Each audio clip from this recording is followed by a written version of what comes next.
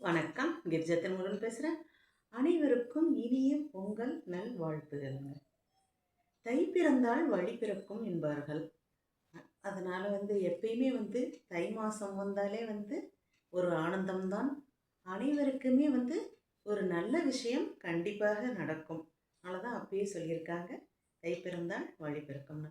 நம்ம இருப்பதிலே சிறப்பானதுங்க பொங்கல். 4 நாட்கள் விழா. இது எல்லாரும் கொண்டாடுவதற்கு ஏற்றாற் போல அமைந்தது. அதாவது முதல் நாள் போகி அப்படின்ட்டு, போகி என்று தேவையில்லாததுகளை எரிப்பது போல் நம் மனதில் உள்ள தேவையற்ற குழப்பம், கவலை, அது தீய விஷயங்கள், பொறாமை, எல்லா ஒரு தீய விஷயத்தையும் நெருப்பிலிட்டு பொசுக்குவதற்போல் பொசுக்கிவிட வேண்டும். அதேபோல் இன்று பொங்கல் விழா நம்ம வாச பொங்கல் அப்படின்ட்டு எல்லாம் வைப்பாங்க.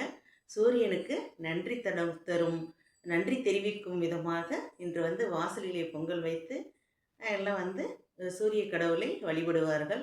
அது மாவிலை தோரணம் எல்லாம் இது பண்ணி, மஞ்சள் கொத்து இது பண்ணி, கரும்பு வைத்து வாழ்வு இனிப்பாக இருக்க வேண்டும் என்று சூரிய பகவானுக்கு நன்றி சொல்லி வணங்கி வழிபடுவார்கள்.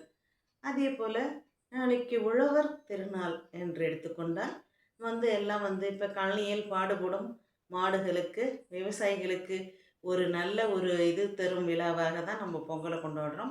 அந்த விவசாயிக்கு உறுதுணையாக இருக்கக்கூடிய மாடுகளை கௌரவிப்பது போல அவர்களை எல்லாம் எல்லாம் நன்கு அலங்கரித்து அதுக்கெல்லாம் சலங்கை கட்டி விடுவாங்க. அப்புறம் எல்லாம் இந்த சாயம் எல்லாம் உடல் முழுவதும் அது மேலே அப்படி இப்படி வச்சு சாயம் போட்டு கொம்புகளுக்கு வர்ணம் தீட்டி மேலெல்லாம் அந்த கலர் பொடியை தூவி அலங்கரித்து இதுக்கு கரும்பு, பொங்கல், அச்சு வெல்லம் இது எல்லாம் அப்படியே கொடுத்து அதை சிறப்பாக நம்ம இது பண்ண விவசாயிகளுக்கு ஒரு துணையாக இருக்கக்கூடிய மாடுகளுக்கு நன்றி செலுத்தும் விதமாக அதை செய்வாங்க.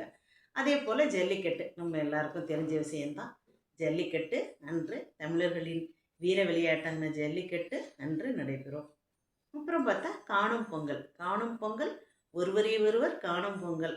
எல்லாம் உறவினர்கள் பார்க்காத இருக்கிறவங்க எல்லாம் உற்றார் உறவினர்கள் எல்லாம் ஒன்று கூடி கலந்து உரையாடி மகிழ வேண்டும் என்பதற்காகவே ஒரு நாளுங்க காணும் பொங்கல் என்று. அதனால் எப்பயுமே 4 நாட்கள் விழாவாக பொங்கல் வருடாந்தோறும் தமிழர் திருவிழா நன்றாக நடைபெறும். நம்மளும் அதை அவசியம் கொண்டாட வேண்டுங்க. ஒவ்வொரு தமிழரும் கொண்டாட வேண்டும். பாருங்கள், எப்பயும் எதையும் எந்த இதுவுமே நம்ம பண்டிகை கொண்டாட்டத்தை ஒரு தடையாக இருக்கக்கூடாது. எனக்கு கூட சிறிது உடல் நலம் சரியில்லாத இருந்தது. சரி, இருந்தாலும் கூட இப்பொழுது நம்ம பொங்கலை சிறப்பிக்க வேண்டும் என்று நான் இது பேசுவதற்கே யோசித்து கொண்டிருந்தேன். இருந்தாலும் சிறப்பாக செய்யணும், சொல்ல வேண்டும் என்பதற்காக தான் இப்போ இதை சொல்கிறேன்.